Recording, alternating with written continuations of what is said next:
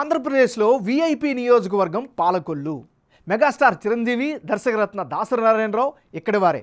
రాష్ట్రంలో ప్రధాన సామాజిక వర్గమైన కాపులకు పాలకొల్లు కేర్ ఆఫ్ అడ్రస్.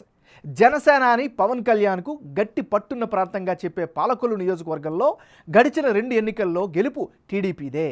ఒకప్పుడు కాంగ్రెస్ పార్టీకి కంచుకోటైన పాలకొల్లులో ఇంతవరకు వైసీపీ బోనీ కొట్టలేకపోయింది.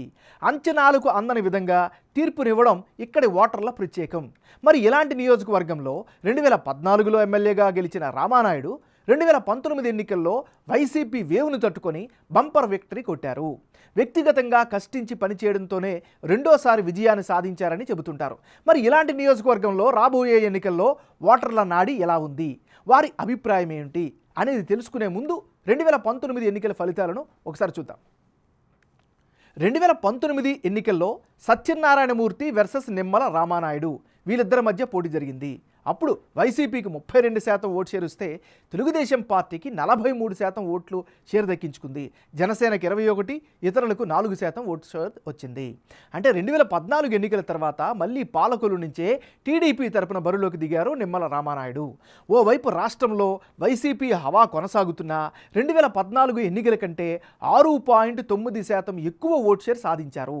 ఇక వైసీపీ తరపున పోటీ చేసిన సత్యనారాయణమూర్తి కేవలం 32% ఓట్లు మాత్రమే సాధించారు. జనసేన తరపున పోటీ చేసిన గున్నం నరసింహనాగేంద్రరావు 21% ఓట్లు సాధించారు. ఇక ఇతరులకు 4% ఓట్లు దక్కాయి. మరి ఈసారి పాలకొల్లు ఎన్నికల్లో గెలిచేదెవరు, నిలిచేదెవరు అన్నది big TV exclusive detailed election సర్వేలో వెల్లడైన అభిప్రాయాలను ఇప్పుడు పరిశీలిద్దాం. అభ్యర్థుల వారీగా బలాబలాలు ఎలా ఉన్నాయో ఒకసారి పరిశీలిద్దాం. ముందుగా తెలుగుదేశం పార్టీకి సంబంధించినటువంటి నిమ్మల రామానాయుడు. నిమ్మల రామానాయుడికి ఈసారి కలిసి వచ్చేటువంటి అంశాలలో ముఖ్యంగా ప్రజల్లో మంచి పేరైతే ఈయన పట్ల కనిపిస్తోంది. రెండోది, ప్రజా సమస్యలపై నిత్యం పోరాటం చేస్తూ ఉన్నారు. ప్రజలతో నిత్యం టచ్లో ఉండడం, ప్రజలతో మమేకం అవ్వడం ఈయనకి కలిసి వచ్చేటటువంటి మరో ప్రధానమైనటువంటి అంశం.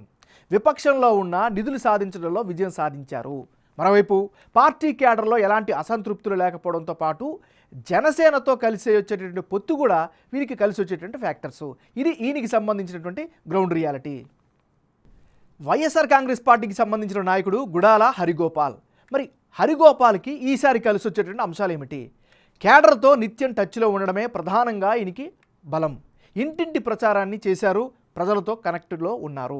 ఇవి ఈయనకి ప్రధానంగా కలిసి వచ్చేటువంటి అంశాలు. మరి గుడాల హరిగోపాల్కి మైనస్ పాయింట్స్ కూడా ఉన్నాయి. అవేంటో చూస్తే ఇటీవలే రాజకీయాల్లోకి ఎంట్రీ ఇవ్వడం వల్ల ఇన్ఎక్స్పీరియన్స్ ఈయనకి మైనస్ అయ్యే అవకాశం ఉంది. సరైన రాజకీయ అనుభవం లేకపోవడంతో పాటు పార్టీలో అంతర్గత కుంభులాటలు అయితే కనిపిస్తున్నాయి. ఇక నిమ్మల రామానాయుడుకు సరైన పోటీ ఇచ్చే సత్తా లేదు అనేటువంటి ఒక అభిప్రాయం కూడా కనిపిస్తుంది. ఇది ఈయనకి సంబంధించినంత వరకు ఉండే ప్లస్లు మైనస్లు. పాలకొల్లు నియోజకవర్గంలో ఉండేటటువంటి కులాల వారీగా ఈక్వేషన్స్ ఎలా ఉన్నాయో పరిశీలిద్దాం. ఈ నియోజకవర్గంలో ఎస్సీ సామాజిక వర్గం 26% మంది ఉంటే కాపులు 17%, శెట్టి బలజులు 15%, తూర్పు కాపు 7%, ముస్లింలు 7% ఉంటే క్షత్రియ సామాజిక వర్గం 6% మంది ఉన్నారు. అంటే పాలకొల్లు నియోజకవర్గంలో అత్యధిక జనాభా ఎస్సీ సామాజిక వర్గానిది.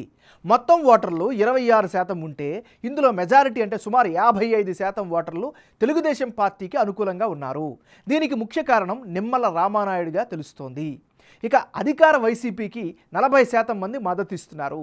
సంక్షేమ పథకాల లబ్ధిదారులు అధికార పార్టీకి మద్దతుగా నిలుస్తున్నారు. ఇక ఇతరులకు 5% మంది మద్దతు ఇస్తున్నారు. 17% మంది ఉన్న కాపుల్లో 60% మంది తెలుగుదేశం పార్టీ కూటమికి మద్దతు ఇస్తామని బిగ్ టీవీ సర్వేలో తెలిపారు.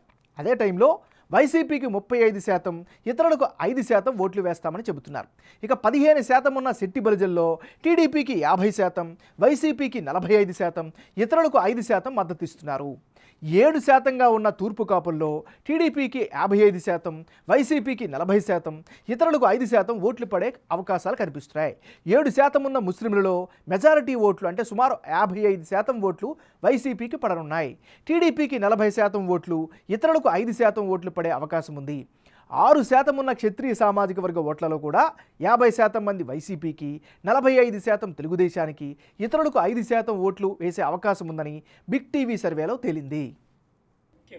రానున్న ఎన్నికల్లో ఈ నియోజకవర్గం నుంచి ఎవరెవరు బరిలోకి దిగితే ఫలితాలు ఏ విధంగా ఉండే అవకాశం ఉందో ఒకసారి పరిశీలిద్దాం. గుడాల హరిగోపాలరావు వర్సెస్ నిమ్మల రామానాయుడు. వీళ్ళిద్దరి మధ్య కనుక పోటీ జరిగితే ఆ పక్షంలో వైసీపీకి 39%, తెలుగుదేశం పార్టీకి ఏకంగా 54% ఓట్ షేర్ దక్కే అవకాశాలు కనిపిస్తున్నాయి.